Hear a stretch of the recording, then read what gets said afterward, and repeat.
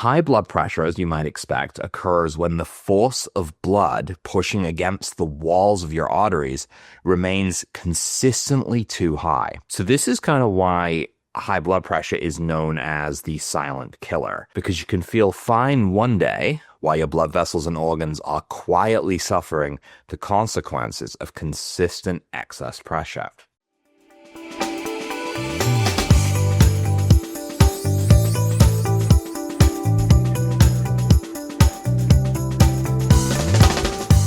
Hello everyone, and welcome to our training video on high blood pressure. I'm Dr. Rob Vanbergen. Now, high blood pressure is sometimes known as hypertension. So when you're searching for this content, whenever you're trying to find high blood pressure, typically you're going to find it under hypertension. Now, whether you're a practitioner looking to better support your clients or someone experiencing high blood pressure, seeking to understand your own health better, this training video is going to lay the groundwork for understanding what probably is one of the most common, yet I believe misunderstood health conditions in the modern world. So before we get to the treatments, I want to ask people to consider what high blood pressure is and how it actually works. Now, high blood pressure, as you might expect, occurs when the force of blood pushing against the walls of your arteries remains consistently too high. Your heart is like this kind of powerful pump, and it's sending blood through a vast network of vessels.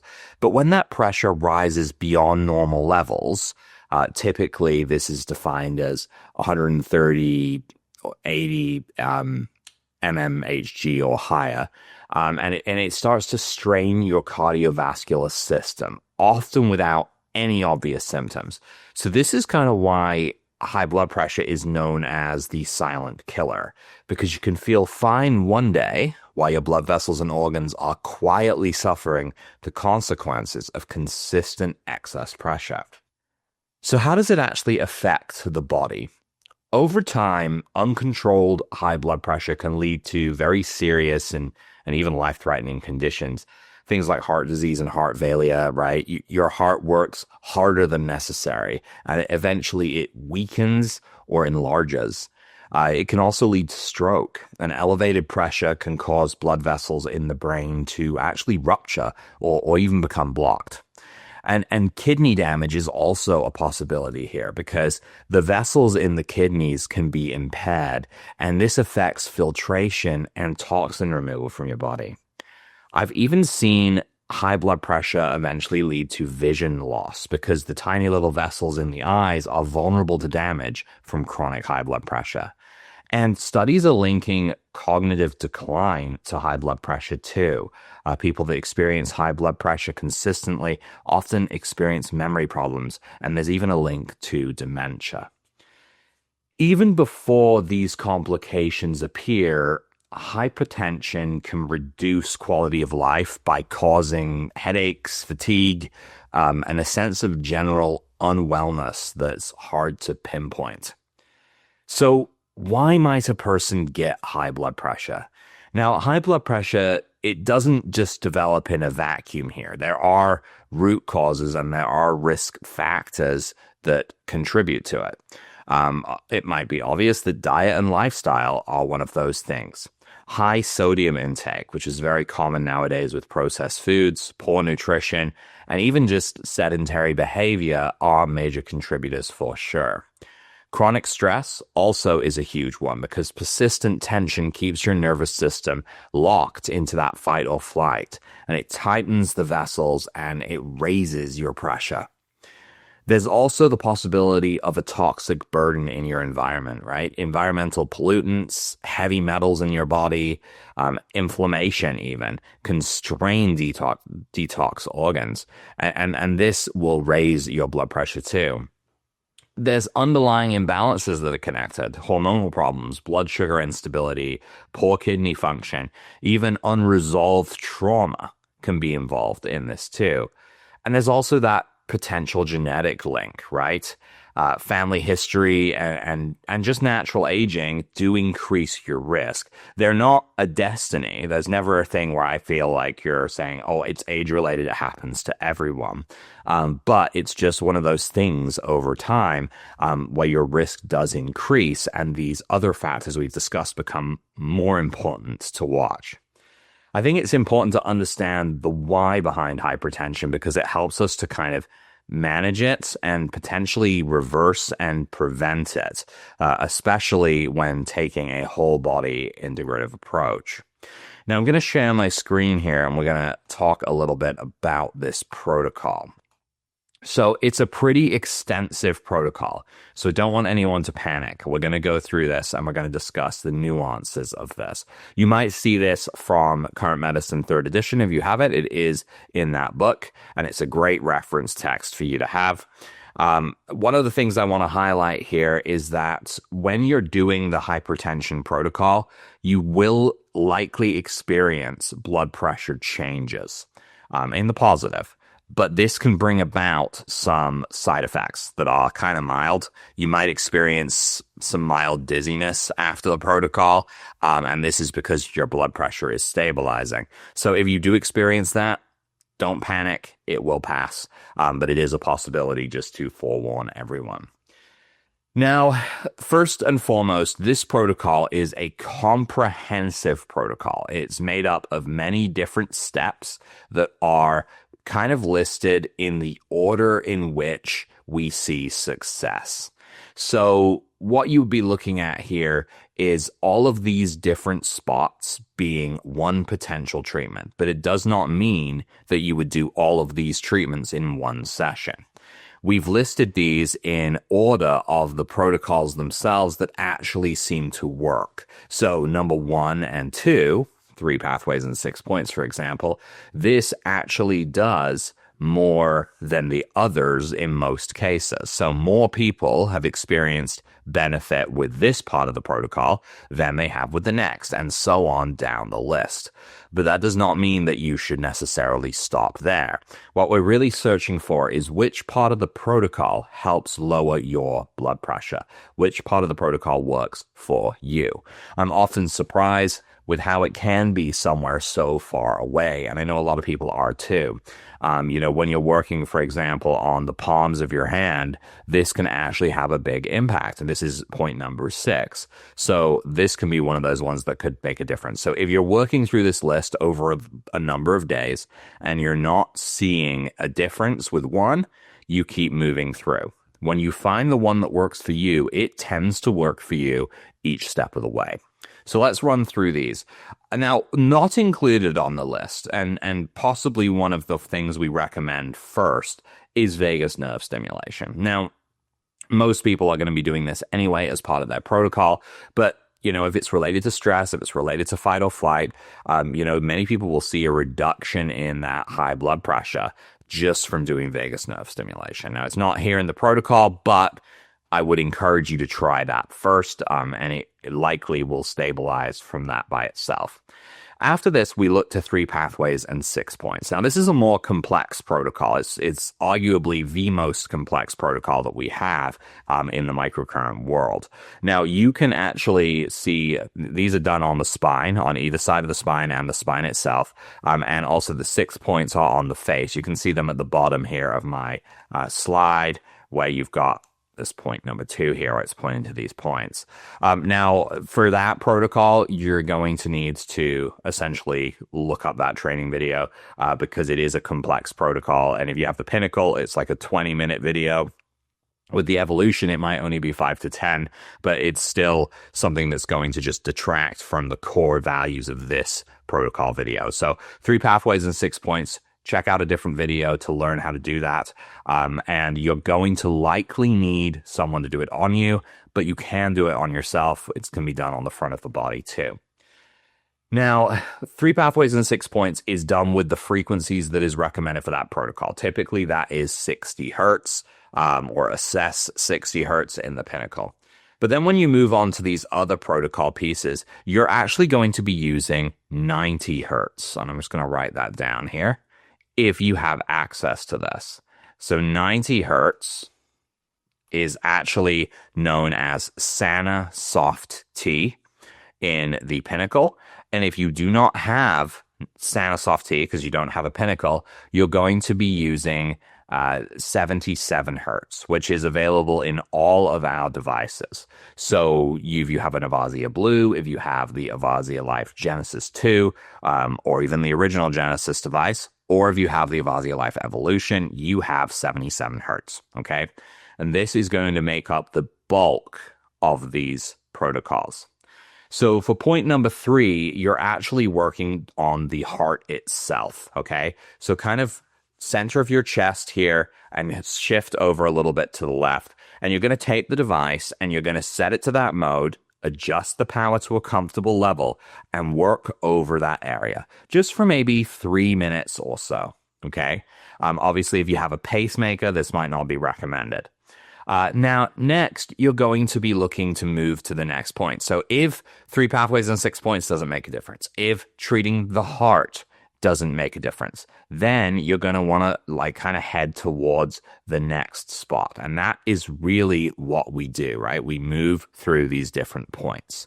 Now, the cervico-occipital area here can be a little bit confusing on this drawing, but essentially this is without crossing the spine or the thyroid, working around the neck and onto the shoulders, but not too far down. You're kind of staying above the collarbone as you go.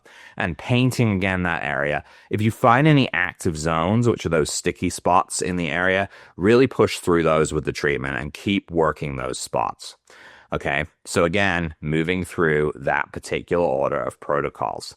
Now, next, we're going to be working on what we call the celiac plexus. So if you kind of go down to the solar plex area, so this is, you kind of find your mid-center of your rib cage, and you move down until you kind of lose that feeling of that bone, and you're going to just kind of treat that area. Same thing, 3 minutes or so, working out active zones, okay? Then you're going to move to the palms of your hand. This is point number 6. And remember, you're not doing all of this in one day unless you really want to, but it could be a lot for your body, so you're trying to find which one works for you. So working on the palms of your hands actually stimulates many different reflex points. So it's actually kind of a little bit of a microcurrent trick there, but this can be a good option too. So now we're getting to the point where we're treating points that you may think, how is this functioning on hypertension? And a lot of it is going to be those referred pain points. After treating the palm of the hands, you're going to shift to the plantar surface of the foot, so the sole of the foot. It's challenging often to feel the current down there, so you might have to go higher up, but if you can't feel it even at maximum, still work the area. It's likely feet tend to be pretty sticky in the sticky spots department, so you're going to want to work on that, maybe 3 minutes per foot. Remember, that's the thing, you're working on the palms of the hand, not one, but both, and the same with the plantar surface of the foot. Okay, so after this, you're going to be shifting to looking towards the aorta and pulmonary arteries. So what you're really kind of doing is starting up near, just underneath where the collarbones were, and sweeping down to just above the heart. And again, sort of painting those spots out as well.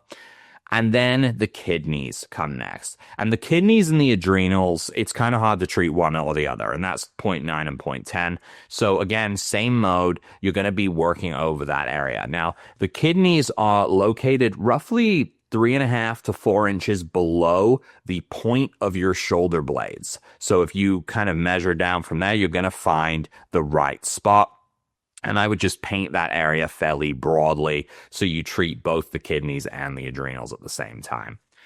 So those are the major ones that use that protocol, which is the 90 hertz, the 77 hertz. Point 11 actually takes you down to what we call the point of 100 diseases, otherwise known as the acupuncture point of stomach 36.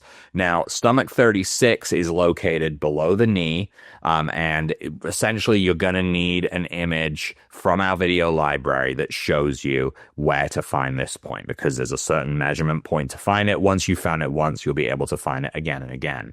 But anytime we see an electroacupuncture point prescribed in a current medicine protocol, what we're actually looking for here is to use blue stimulation. Again, every one of our devices has this, and preferably with a pencil electrode or the ever popular thumb electrode. Now, this is considerably bigger than the pencil electrode, which gives you a bit more room for error, right? So you can't really miss with this electrode. So you can end up using the thumb electrode here for acupuncture points, quickly becoming my favorite probe for so many different applications. Now, next, you're going to be moving on to what we know as the additional treatment areas. So what we've done so far is kind of the core protocol. Now, the additional treatment areas are really areas that don't have as much of an effect in what we've seen, but they're worth trying. And in some rare cases, they do kind of make a difference. So point number 12 is actually known as just the frontal area of the forehead. So this is kind of your third eye area. We do the third eye gamma protocol a lot, just painting over there. And at this point, you're back to your 77 hertz or your Sanus soft T. The temporal part can be a challenge. You're going to need to really drop that power down to nothing. Honestly, I would restart your device. This is point 13. I'd restart your device and turn it back on, because the temples, so the sides of your head here, where you don't have nice skull to protect your inner parts of your head, you want to be careful there because they can be very sensitive. So starting at low power and slowly increasing it and painting gently either side. A smaller probe, again, honestly, like the thumb electrode here, could be very useful to kind of just cover that area in general. Okay, so once you've done this, we're looking for the occipital area. Now, this is known as kind of the kind of bony protrusion at the back of your skull. So when you feel the back of your head, if you put some pressure, you're going to feel kind of like a ridge before you reach your spinal cord, where you can feel that. And this is really what you want to treat. You probably need the brush to do this, the brush electrode, unless you don't have hair, in which case you can easily use any electrode on there. But you want to make sure you're getting through. And with the occipital point, if you're using the brush, I would just hold it in place, because painting with the brush isn't always as effective, and it can be kind of frustrating to be a part of that, to be honest. Okay, so the next point we're looking for is our periocular point. So let's see if we can find that on this chart. I know it's up there on the top. I'm just trying to find it. I believe this is going to fall right kind of between your eyes on the bridge of your nose, but my video is hiding that from me. Yes, I was correct. Okay, it finally showed up. So you're kind of going to go right to the top of the bridge of your nose. Again, a smaller electrode, and just using the device to treat that area with that 77 hertz or 90 hertz as well. And then you're going to kind of go to the nasal joint area. So this is kind of these active little points right from the nose down to the side. Kind of makes me feel gross to touch it, but it's not really your sinuses. It's kind of right on the nose itself. A Y probe would suffice here. You don't necessarily need a smaller treatment area. Then you're going to treat the auricle surface. Now, this is actually going to kind of take up, this is point 17, going to take up most of your ear. So just treating the surface of your ear on both sides, and again, gently painting for just a few minutes. You can see these are a little bit more obscure than those previous treatment points we've worked through. Now, for women, you're going to want to next target the ovaries, okay? And for men, the prostate. So it's going to depend on your gender as to which one you're going to target next. So targeting the ovaries and working over those is going to be the easy way, kind of painting. With the prostate, it can be challenging to reach the prostate. So typically people will want to sit on a Chi-Wave PEMF pad. We do also have a rectal electrode that is to reach the prostate, but you're going to need one of those if you're trying to use this point to treat as well. Point 20 is a classic. This is liver and pancreas. So this is kind of targeting some detox organs, some hormonal pieces, some regulatory things in your body. So essentially treating over the liver is going to be underneath the right breast and painting that entire surface area, extending it out a bit to underneath the left side in a skinny way. And this is going to enable it. So kind of not, you want to do more on the left down your rib cage, and on the left, more on your right, I suppose. Yeah, more on your right. And then on the left, you go just a little bit. I was kind of thinking of it from a patient perspective versus from a self-treatment versus a non-self-treatment. So anyway, paint that area out. And then you're going to move to the spleen. Now, if the liver is underneath the right breast, the spleen is underneath the left, and it kind of sits in the rib cage down the side there. So you just work on that rib cage. Some people, I actually have one, will have an enlarged spleen. Now, this is kind of not really known to have any issue or why. There's no real rhyme or reason for it. Some people just do. So always treating to the bottom of the rib cage on the left side ensures that if a person has an enlarged spleen, you capture that area too. And then last, but certainly not least, is the scapula. So the scapula, kind of the shoulder blade area, working over those and painting those areas out. Again, these additional treatment areas have a lot less success because we just don't see people needing to make it into those. So most of the time, people are finding within those first 11 or with vagus nerve, the answer to controlling their high blood pressure. So that is the high blood pressure protocol. It is a fairly extensive protocol, as you can see, but I want to remind you that you don't have to do it all at once. If you are a practitioner, you don't have to do it all at once. You can do it session by session, maybe do 2 or 3 of these points, and see what makes a difference for the client. If you are a home user, same thing. Don't push through all of this in one day. That's not how these protocols are designed. They're designed to work through the steps and find the one that works for you. All right, everyone. So thank you for joining me today. Hopefully, this was an informative video. If you have any questions and you are a member of the Hache protocol, I highly recommend you reach out to your treatment coordinator. We will be able to assist you best that way with some direct one-on-one support. Thanks, everyone. I'll see you in the next video.